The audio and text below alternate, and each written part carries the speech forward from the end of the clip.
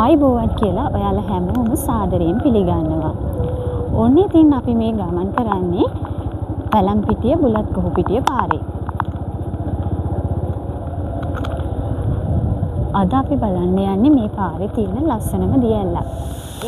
අපි දැන් මේ ඇවිල්ලා ඉන්නේ රුක්මල්ලැල්ල බලන්න. මේ රුක්මල්ලැල්ල පිහිටලා තියෙන්නේ පැලම්පිටිය බුලත් කොහුපිටිය යන මාර්ගයේ පාර ආසන්නයේම.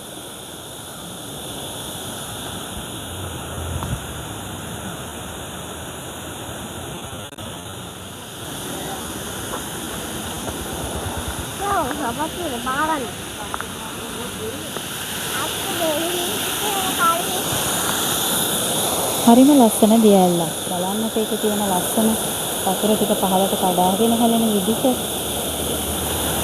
මේ රුක්මල්ලැල්ල කියන්නේ සංචාරක ආකර්ෂණය දිනාගත්ත ලස්සන තැන. මේ ස්ථානයේ ඡායාරූපකරණයටත් හොඳයි.